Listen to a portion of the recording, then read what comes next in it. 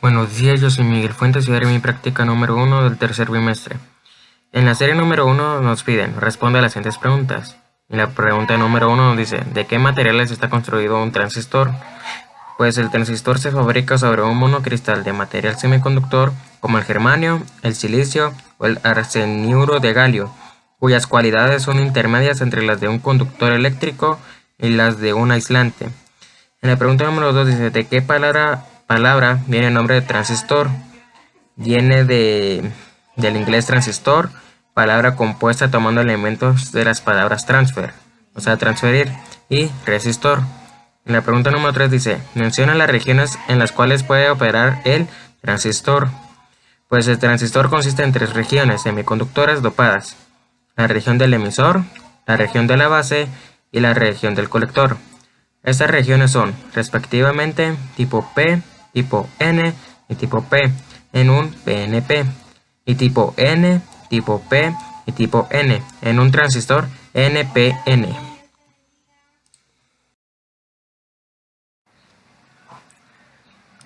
En la serie número 2 y en la parte número 1 haremos la polarización del transistor PNP. En el paso número 1 piden que haremos el siguiente circuito. Y en el paso número 2 nos piden que el potenciómetro debe estar hasta su máxima posición. Y de que cerremos el switch 1 y el switch 2 y que midamos la corriente del emisor y la corriente del colector. Entonces lo medimos, lo simulamos también. Y si nos damos cuenta, ¿cómo podemos saber dónde está el emisor y el colector? Pues muy fácil, donde está la flechita es el emisor y en donde solo hay un palito es el colector y aquí en la parte de abajo solo es la base. Entonces si nos damos cuenta, la corriente del emisor es de 0.32 miliamperios y la corriente del colector es de 0.32 miliamperios también. En el paso número 3 dice, con las condiciones del paso número 2, anote los voltajes del emisor y de la base, la cual es en esta parte y es de 0.67 volts. Luego también el voltaje del colector y de la base, la cual es de menos 5.74 volts. Y también el voltaje del emisor y colector, la cual es de 6.41 volts. En el paso número 4 dice, abra los interruptores switch 1 y switch 2. Los abrimos. Y dice que giremos el potenciómetro hasta su mínima posición. Entonces ese es hasta el 0%. Y de que cerremos el switch 2 y de que midamos la corriente del emisor y la corriente del colector. Entonces si nos damos cuenta, la corriente del emisor es de 7.39 miliamperios y la corriente del colector es de 7.30 miliamperios.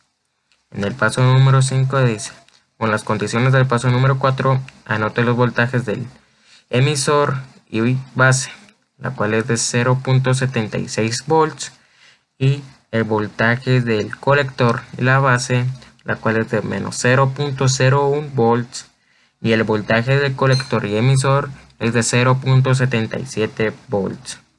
En el paso número 6 dice, abra el interruptor switch 2. Y dice que anotemos el valor del voltaje del colector y la base, la cual es de 0.86 volts. Y también el voltaje del emisor y la base, que da 0.87 volts. Y la corriente, la cual es de 6.34 miliamperios. El paso número 7 dice, cierre el switch 2.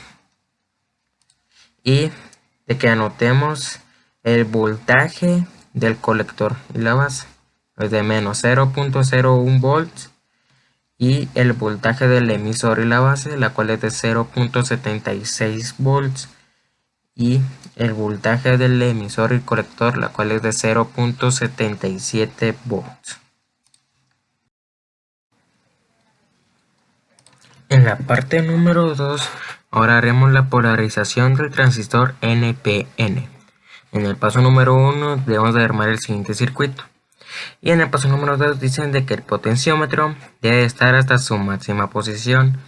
Y de que cerremos el switch 1 y el switch 2 y que midamos la corriente del emisor y la corriente del colector. Entonces lo simulamos. Si nos damos cuenta, la corriente del emisor, la cual es es de menos 0.14 miliamperios. Y la del colector es de menos 0.34 miliamperios.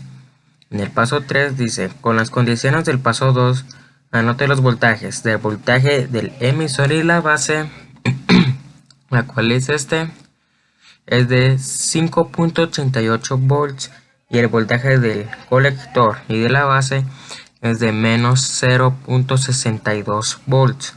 Y el voltaje del emisor y el colector es de menos 6.50 volts. En el paso número 4 dice, abra los interruptores switch 1 y switch 2 y que giremos el potenciómetro hasta su mínima posición. Entonces, abrimos, de que pongamos el potenciómetro hasta su mínima posición y de que ahora cerremos los interruptores y de que midamos la corriente del emisor y la corriente del colector.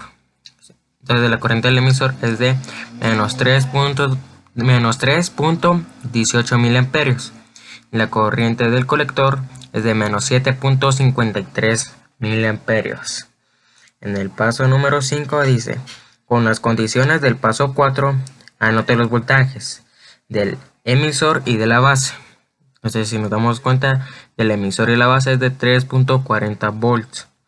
Y el voltaje del colector y la base es de menos 0.75 volts. Y el voltaje del emisor y el colector es de menos 4.14 volts. En el paso 6 dice, abre el interruptor switch 2. Lo abrimos y de que calculemos, que anotemos el valor de voltajes del colector y de la base, la cual es de menos 0.79 volts. El voltaje del emisor y la base es de menos 0.78 volts. Y la corriente, la cual es de menos 7.13 miliamperios. En el paso número 7 dice, cierre el interruptor switch 2 y anote el valor de voltaje del colector de la base. Voltaje del colector de la base, la cual es de menos 0.75 volts. El voltaje del emisor y la base, la cual es de 3.40 volts. Y el voltaje del emisor y el colector, la cual es de menos 4.14 volts. En la serie número 3 ahora haremos la región de corte y región de saturación. Nos piden que armemos el siguiente circuito y nos preguntan, cuando el transistor se encuentra en corte, puede ver como en circuito abierto. ¿Qué sucede con el motor y el voltaje? Pues si nos damos cuenta, lo simulamos, el voltaje es de 12 voltios, pero el motor no gira, porque todavía no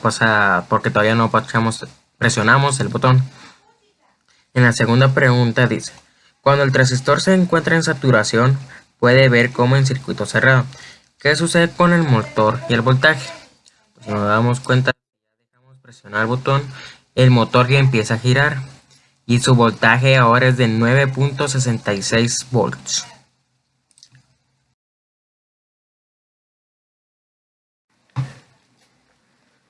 En la serie número 4 ahora haremos el amplificador, la cual nos piden que armemos el siguiente circuito y nos pregunta, comparando la señal de entrada con la señal de salida, ¿esta ha cambiado? Si ha cambiado, anótelo. Pues lo simulamos y sí está cambiado. ¿Por qué? Porque si nos damos cuenta, en el canal A está la salida y en el canal B está la entrada. Entonces, si nos damos cuenta, el canal B es el más pequeño que la de salida. Y luego nos pregunta, ¿la forma de onda sigue en fase o sea desfasada? Es decir, donde antes estaba su máximo, ahora está su mínimo y viceversa. Pues se ha desfasado. Y eso fue todo en mi práctica número 1. Gracias.